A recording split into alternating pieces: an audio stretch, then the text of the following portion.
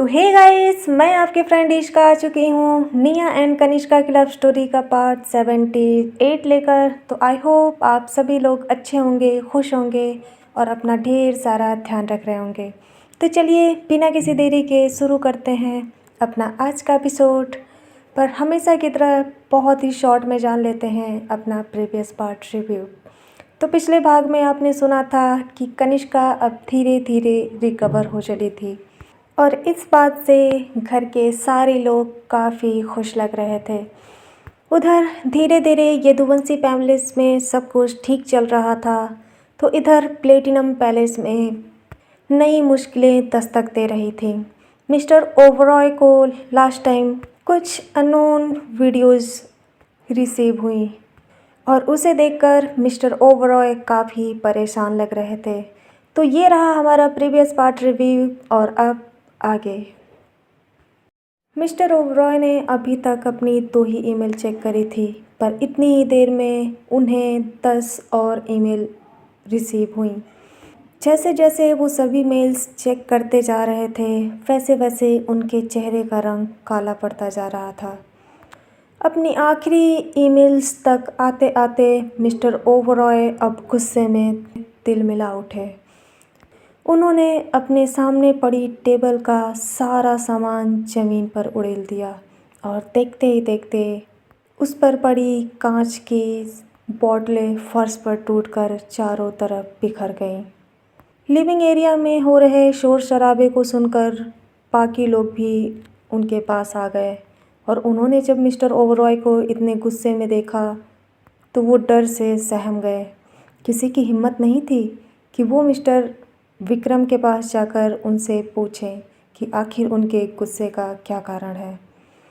घर के सभी हेड नौकर उनके ठीक पीछे खड़े थे, यहाँ तक कि उनका ड्राइवर जिसे उन्होंने खुद अपने पास बुलाया था पिछले 3 मिनट से उनके ठीक बगल में खड़ा था, पर उसकी भी हिम्मत नहीं हुई कि वो मिस्टर ओबरॉय से बात कर सके।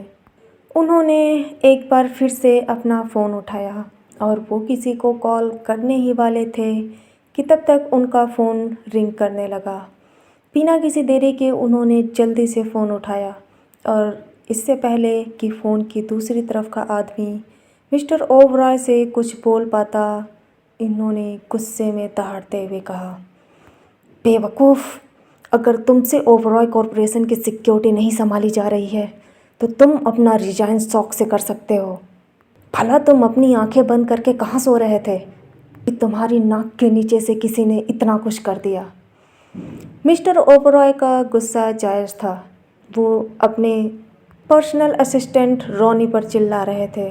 हालांकि रॉनी उन्हें कुछ समझाने की कोशिश कर रहा था, पर मिस्टर विक्रम ने उसकी एक भी बात नहीं सुनी और बिना किसी जवाब के उन्होंने फ़ोन डिस्कनेक्ट कर दिया। उन्होंने अपने सिक्योरिटी हेड को फ़ोन मिलाया और बाकी की प्रॉपर्टी पे सिक्योरिटी टाइट करने के ऑर्डर्स दिए। उन्हें देखकर ये साफ पता चल रहा था कि जिस इंसान ने भी ये काम किया है वो मिस्टर ओबरॉय से बदला लेना चाह रहा था। उन्हें ज़्यादा देरी नहीं लगी ये समझने में कि ये सारे काम किसी एक ही इंसान ने किया है। शायद अंदर ही अंदर मिस्टर ओबरॉय ये जानते थे कि ये सब काम किसका हो सकता है, पर उनकी ईगो उन्हें ये सच्चाई एक्सेप्ट करने की इजाज़त नहीं दे रही थी। भला वो एक लड़की से कैसे हार मान सकते थे, पर इसके बावजूद भी उन्होंने गुस्से में कहा, कनिष्का यदुवंशी, मैं तुमसे जल्दी ही मिलूँगा। मिस्टर ओबरॉय गुस्से में अपना दांत पीस रहे थे और उन्हें देखकर ऐसा लग रहा था कि जैसे कनिष्का उनके सामने होती तो वो उसे अपनी आंखों से ही जलाकर खाक कर देते। हालांकि ये उनके लिए इतना आसान नहीं था। मिस्टर विक्रम गुस्से में अभी बड़बड़ा ही रहे थे कि तब तक उन्हें पीछे से किसी की आवाज़ आई। वो आवाज़ काफ़ी काम और सॉफ्ट थी। किसी ने कहा, विक्रम, क्या हुआ? आप इतने परेशान क्यों लग रहे हैं? जैसे ही वो आवाज़ मिस्टर ओबरॉय के कानों में पड़ी, उनका गुस्सा शांत हो गया। कुछ देर पहले जो उनकी आंखें लाल हो चुकी थीं, अब उनमें काफ़ी नरमी दिखने लगी। किसी को यकीन नहीं हुआ कि इस चंद शब्दों की धीमी आवाज़ ने मिस्टर ओबरॉय को बर्फ़ जैसा ठंडा कर दिया, और उन्होंने जब पीछे मुड़कर देखा तो वो पूरी तरह से शांत लग रहे थे। एक खूबसूरत सी औरत उनके सामने बड़े ही प्यार से मुस्कुराते हुए उन्हें देख रही थी। मिस्टर ओबरॉय ने जैसे ही उस औरत की प्यारी सी स्माइल देखी, अब वो ऊपर से ही नहीं बल्कि अंदर से भी शांत लगने लगे। वो औरत और कोई नहीं बल्कि मिसेस ओबरॉय थी। हालांकि उनकी एज काफ़ी हो चली थी, पर उन दोनों का प्यार अभी भी बिल्कुल पहले जैसा ही था। वो गोल और छोटे चेहरों वाली खूबसूरत सी लेडीज़ प्यार से चलकर उनके पास आई और उन्हें शांत करते हुए कहा, विक्रम, क्या बात है? आप किस बात से इतना परेशान हैं? उन्होंने अपनी बातें कहते हुए अपनी नज़रें फ्लोर पर बिखरे उन सामानों की तरफ डाली और जल्दी से ये सब क्लीन करने के लिए सर्वेंट को इशारा किया।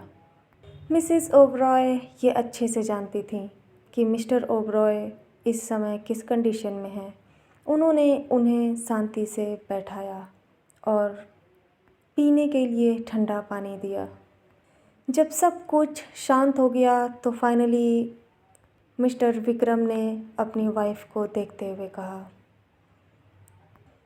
तुम जानती हो ना, मुझसे मेरा गुस्सा हैंडल नहीं होता और मैं गुस्से में छोटी छोटी गलतियां कर देता हूँ, पर तुम किसी बात की टेंशन मत लो, अब मैं पूरी तरह से ठीक हूँ।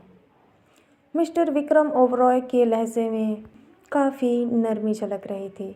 इस तरह से उन्होंने अपने गुस्से पर कंट्रोल किया था, उसे देखकर ये अंदाज़ा लगाना मुश्किल नहीं था कि वो मिसेस गीता ओबरॉय से कितना ज़्यादा प्यार करते थे। मिसेस ओबरॉय ने वहाँ मौजूद सभी सर्वेंट को जाने का ऑर्डर दे दिया और जैसे ही सब लोग वहाँ से गए, उन्होंने मिस्टर ओबरॉय को अपने सीने से लगा लिया और उनके सर पे सहलाते हुए उन्हें तसल्ली देने लगी। हालांकि इस बीच उन्होंने उन्हें कुछ भी ख़ास समझाया नहीं, बस अपने होने का एहसास कराती रहीं और इस बात का असर मिस्टर ओबरॉय पे साफ दिख रहा था। शायद ये हमेशा से होता आ रहा होगा। मिसेस ओबरॉय ये जानती थी कि उन्हें ऐसे सिचुएशंस को कैसे हैंडल करना है। इस एज में भी उनके बीच की अंडरस्टैंडिंग और प्यार काबिले तारीफ़ था। नसीब वालों को ही ऐसा पार्टनर मिलता है। 10 o'clock यदुवंशी पैलेस। घर के सभी लोगों ने अपना अपना डिनर अभी तुरंत ख़त्म किया था और अब सब लोग धीरे धीरे अपने कमरे में जा रहे थे। चूँकि सब लोग काफ़ी थक चुके थे तो किसी ने भी ज़्यादा देर तक बात नहीं की और जल्दी ही सब अपने अपने बेड पे सोने चले गए। निया अपने बेडरूम में बैठकर कनिष्का के आने का वेट कर रही थी। खाना खाने के बाद देविका मॉम को कनिष्का से कुछ बात करनी थी, इसीलिए निया उसे वहीं छोड़कर ऊपर आ गई। निया बेड के बीचों बीच बैठी हुई थी। उसने अपने पैरों पर ब्लैंकेट डाल लिए और वहाँ रखी मैगज़ीन उठाकर उसका कवर पेज देखने लगी, जिस पर खुद कनिष्का की फ़ोटो छपी थी। वो लास्ट ये मैगज़ीन कनिष्का के एक छोटे से इंटरव्यू के बारे में थी, जिसे यूरोप की जानी मानी कंपनी ने पब्लिश किया था। निया ये देखकर काफ़ी खुश थी कि कनिष्का ने इतनी सारी तरक्की हासिल करी। वो बार बार कनिष्का की कवर फ़ोटो को बड़े ही ध्यान से एकटक देखे जा रही थी। हालांकि कनिष्का उसके साथ ही थी, तब भी उसे देखकर ऐसा लग रहा था कि जैसे वो उसे बहुत ज़्यादा मिस कर रही हो। उधर कनिष्का की बातें ख़त्म हुई और वो जल्दी से अपने रूम में जाने के लिए रेडी हो गई। निया की रूम का दरवाज़ा बाहर से खुला और कनिष्का धीरे से अंदर आई। निया की नज़रें जब उस पर पड़ी तो वो उसे बड़े प्यार से देखती रह गई। हालांकि वो उसे हर वक्त हर समय देखती आ रही थी, पर अभी उसे कुछ अजीब सा फील हो रहा था। उसे कनिष्का पे बहुत ज़्यादा प्यार आ रहा था। कनिष्का निया के प्यार भरी नज़रों को बखूबी समझ पा रही थी और वो धीरे धीरे उसके पास आ गई। उसकी भी नज़रें निया की नज़रों को एकटक निहार रही थी। वो ठीक निया के बेड के पास आकर खड़ी हो गई। उसने एक शब्द भी नहीं कहा। उन दोनों को देखकर ऐसा लग रहा था कि जैसे वो अभी अभी एक दूसरे से मिले हों और अभी अभी उन दोनों को वन साइडेड लव हुआ हो। कनिष्का से अब रहा नहीं गया और वो जल्दी से निया के पास आ गई। उसने ब्लैंकेट हटाया और खुद निया के गोद में सर रखकर लेट गई। निया को ये देखकर काफ़ी अच्छा लगने लगा। उसने कनिष्का को बड़े प्यार से चारों तरफ से कवर करा। वो ऐसे रिएक्ट कर रही थी कि जैसे वो किसी छोटे बच्चे को ठंड से बचा रही हो।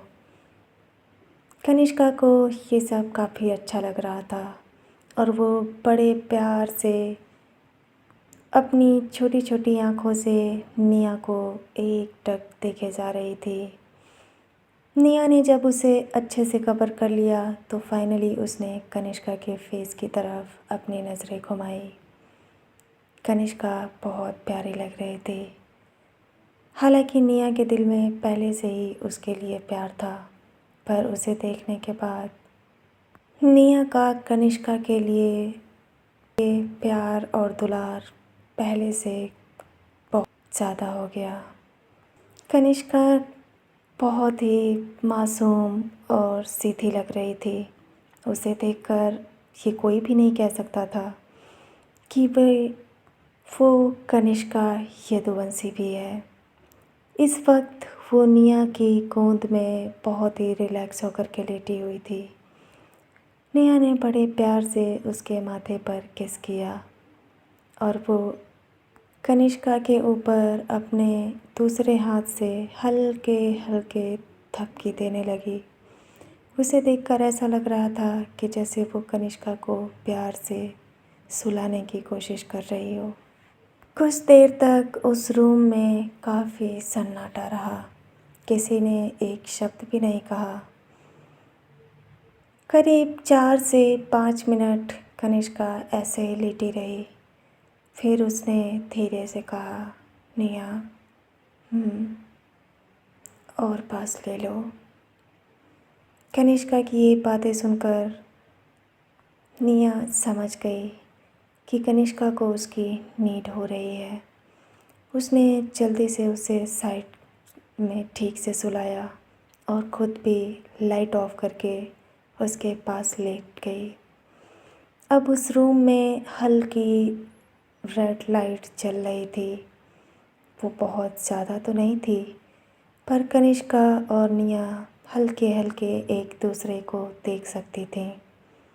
निया ने बड़े ध्यान से कनिष्का को अपनी बाहों में ले लिया और उसने उसकी चोट का ख़ास ख्याल रखा। वो दोनों एक दूसरे के इतने करीब थे कि उन्हें एक दूसरे की हार्ट बीट बड़ी ही आसानी से फील हो रही थी। उस सर्दी भरी रात में उन दोनों के बीच हल्की हल्की गर्माहट होने लगी और अब वो दोनों एक दूसरे के काफ़ी करीब आ गए। कभी कभी एक दूसरे का साथ ही बहुत ही ज़्यादा सुकूनदायक होता है। निया कनिष्का भी इसी सुकून से गुज़र रही थी। उन्हें एक दूसरे से कुछ भी नहीं चाहिए था।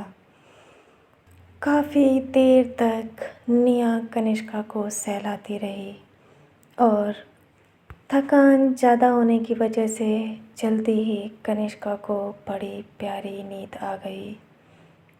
जब कनिष्का निया की बाहों में सो गई तो उसने धीरे से उसके माथे पर किस किया, पर वो अपनी जगह से बिल्कुल भी नहीं हिली। वो कनिष्का को डिस्टर्ब नहीं करना चाहती थी। उसे ऐसे सोते हुए देखना उसके लिए बहुत ही सुकून भरा पल था और वो उसे बिल्कुल भी मिस नहीं करना चाहती थी। वैसे तो निया कनिष्का से बेइंतहा प्यार करती थी और इसमें कोई शक नहीं था, पर आज उसे कनिष्का पर एक्स्ट्रा ही प्यार आ रहा था। कनिष्का अब धीरे धीरे गहरी नींद में चली गई और निया को उसके सांसों की आवाज़ तक भी काफ़ी सुकून दे रही थी। वो ये भूल गई कि उसे भी सोना है और वो भी पिछले कई दिनों से लगातार जग रही है।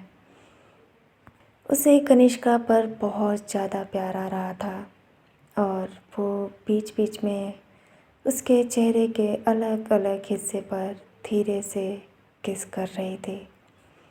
ये खूबसूरत सा पल धीरे धीरे ख़त्म होने लगा और देखते ही देखते ये प्यारी सी रात गुजर गई और कनिष्का निया दोनों कब सो गईं उन्हें खुद भी पता नहीं चला। Morning time 9 o'clock Yaduvanshi palace. घर के बाकी बड़े बुज़ुर्ग उठ चुके थे पर बच्चों ने अभी तक अपने रूम का दरवाज़ा नहीं खोला। हालांकि किसी को कहीं भी नहीं जाना था।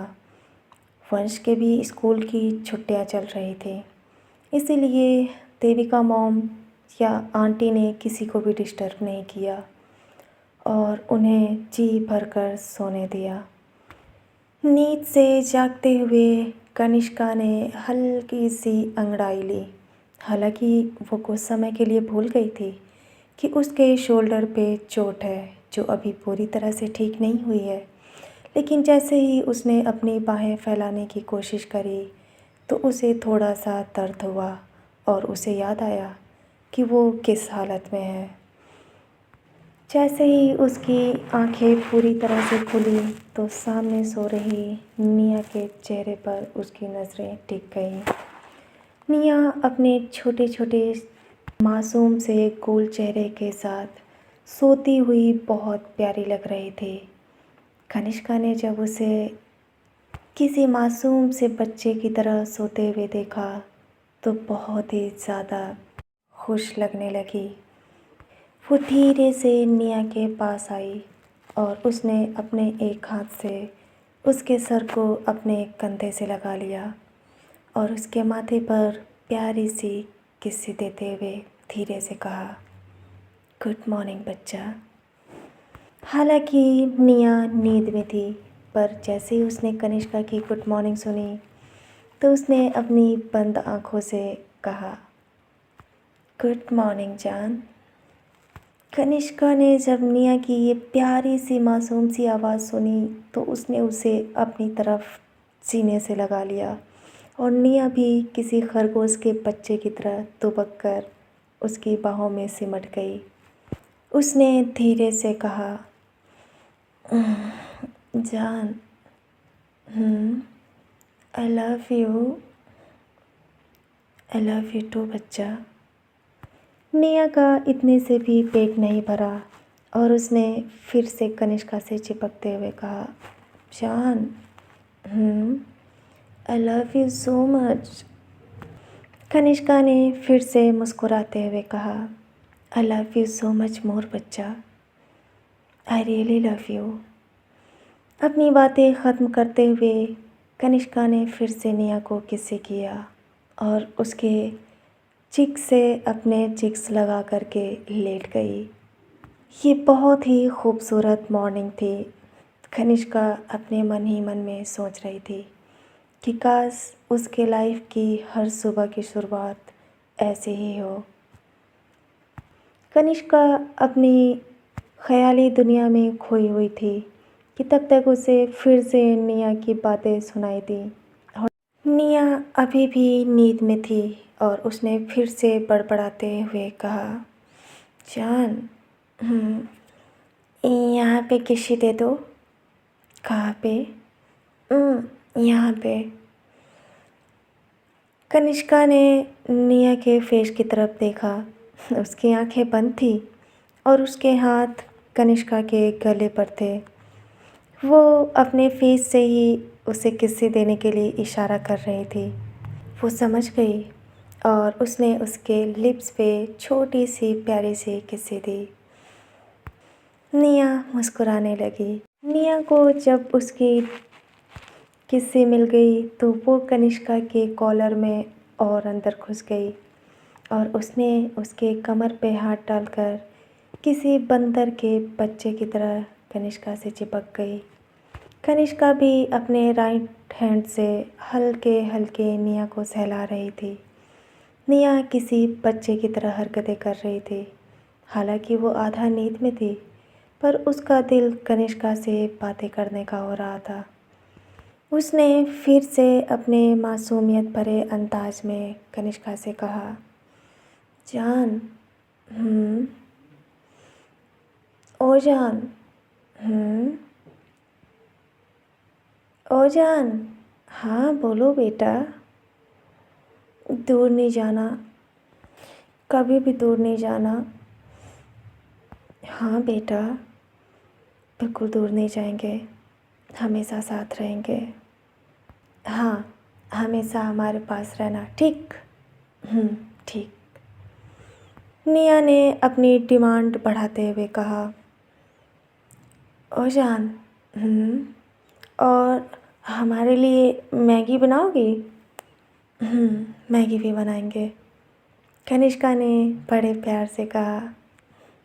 निया ने आगे कहा, और अपने हाथ से नहीं खिलाओगी? इस पर कनिष्का ने कहा, खिलाएंगे बेटा, अपने हाथ से खिलाएंगे। अपने हाथ से खिलाना, ठीक? ठीक। कनिष्का निया की हर एक बातों का जवाब दे रही थी। निया ये सब बातें करते हुए उसे बहुत ज़्यादा अट्रैक्टिव लग रही थी। निया अपनी बातें कहकर अब शांत हो गई। उसे देखकर ऐसा लग रहा था कि जैसे अब जाकर वो कनिष्का की बातों से सेटिस्फाई हो पाई हो। कनिष्का ने एक बार फिर से उसे गालों पर किस करते हुए कहा, बच्चा मेरा, सो जाओ। कनिष्का को लगा कि निया अभी नींद में है और उसे और सोने की ज़रूरत है। पर जैसे ही कनिष्का ने निया को सोने के लिए कहा, तभी निया ने कहा, जान, हमको क्यों सुला रही हो? हमसे बातें करो। हमसे बातें नहीं करोगी क्या? इस पर कनिष्का ने स्माइल करते हुए कहा, हाँ बेटा, करेंगे ना बातें, और इतनी देर से बातें ही तो कर रहे हैं। चलो दोनों बातें करते हैं, ओके? ओके। जब कनिष्का ने निया को सोने के लिए कहा तो वो उससे बातें करने की जिद करने लगी। लेकिन जब कनिष्का ने उससे बातें करने के लिए कहा तो वो उसकी गोद में दुबक कर सो गई। कनिष्का को आज निया का ये अवतार देखकर बहुत ज़्यादा मज़ा आ रहा था और अब उसने निया को बिल्कुल भी डिस्टर्ब नहीं किया और उसे चुपचाप सोने दिया। तो गाइस, आज का एपिसोड बस इतना ही रखते हैं। मिलेंगे आपसे अगले एपिसोड में। तब तक के लिए आप लोग अपना ढेर सारा ध्यान रखिए और खुश रहिए। तो इसी के साथ मैं आपकी फ्रेंड इश्का लेती हूँ विदा। मिलते हैं नेक्स्ट एपिसोड में।